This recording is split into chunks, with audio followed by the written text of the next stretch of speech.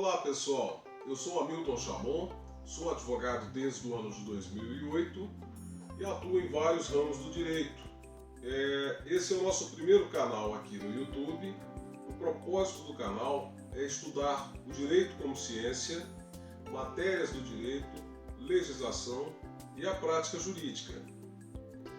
Tudo que for falado aqui no canal será de forma genérica e jamais dispensará a consulta a um profissional da sua confiança, porque, como eu sempre digo, jamais vá à luta sem um advogado.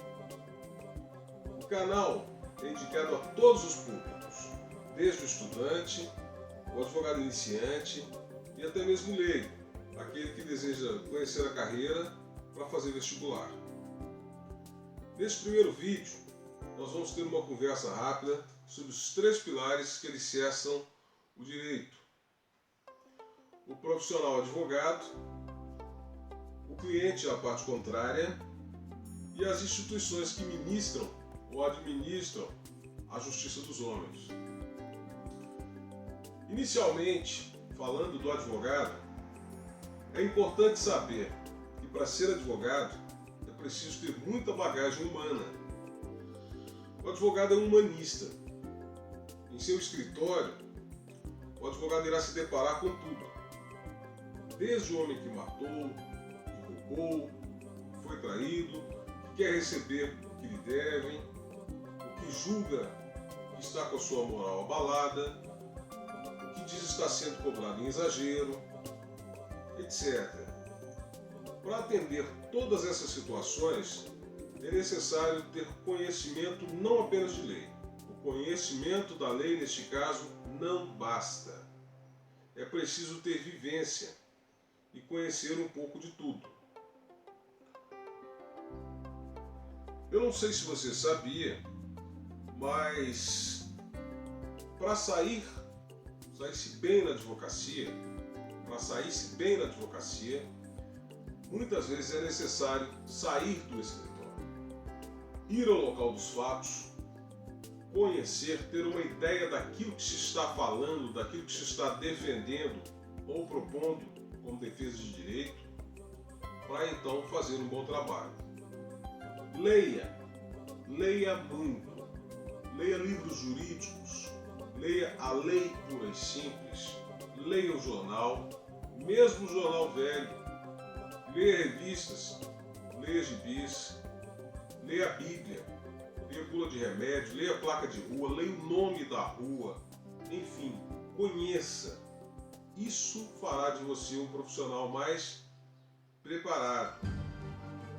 Também leia a história, conheça a história da humanidade, conheça a história do mundo, conheça a história do seu país. Isso tudo faz diferença na advocacia. Bom, falando do cliente da parte contrária, o cliente é quem contrata você e é quem você vai representar essa pessoa da melhor forma possível. O advogado não fala em nome próprio, ele fala em nome de alguém, e esse alguém não quer ser mal representado. De forma nenhuma esse indivíduo não quer ser mal representado, nem visualmente, menos ainda por uma pessoa que não sabe expor os fatos e nem o direito. Mas é preciso cuidado. Nem toda causa é bem-vinda. O que o cliente conta a seu modo, muitas vezes precisa ser analisado sob o prisma jurídico, confirmado, reconfirmado, antes da causa ser aceita. Sendo aceita a causa, isto não quer dizer que ela deve ser judicializada no primeiro momento. Ou seja, isso não quer dizer que a causa deve ser aforada, o famoso entrar com a ação. Certa vez eu tive contato com um caso onde fui procurado por uma pessoa que disse que havia pego umas mercadorias para revenda numa empresa. Segundo essa pessoa, ela recebeu as mercadorias, vendeu as mercadorias, vendeu fiado, não conseguiu receber e por isso não apurou dinheiro para pagar as mercadorias. Passado um tempo, ela conseguiu o dinheiro, foi à empresa, pagou o prejuízo, recuperou seus cheques, levou ao banco, reativou a sua conta e depois se disse surpresa porque o nome dela teria sido inserido, estava negativado. Bom, me apresentou a papelada do banco, me apresentou os xerox dos cheques dizendo que ela havia regularizado a conta e exigia que eu fosse à justiça, ajuizasse uma ação para que o nome fosse excluído do SPC e até que lhe reparasse moralmente. Pois bem, ajuizada a ação, veio a defesa da parte contrária. E a versão foi a seguinte, versão acompanhada de provas. Numa sexta-feira, essa pessoa, acompanhada de um desconhecido que se apresentou como namorado, esteve na empresa, pediu para somar o débito, disse que pagaria à vista e emitiu o cheque, recebeu de volta os cheques da pessoa, que era minha então cliente. Essa minha cliente tomou posse dos cheques e levou ao banco. E na segunda-feira a empresa foi levar o cheque a desconto no banco, foi depositar o cheque, quando teve conhecimento que o cheque era um cheque clonado, ou um cheque falso.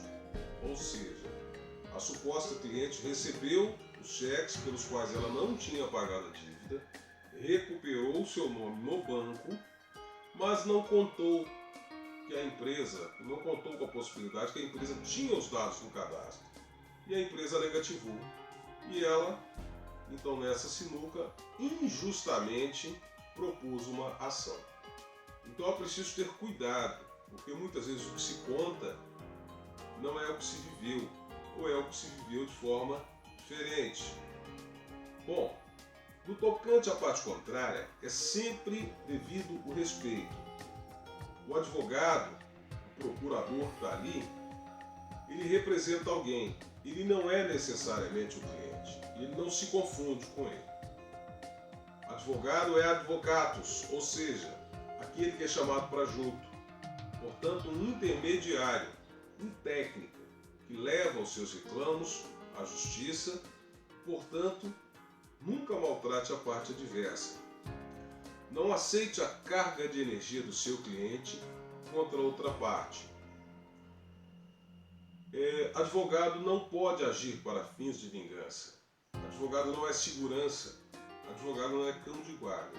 Advogado é procurador intermediário com poderes para representar e exigir a aplicação da lei.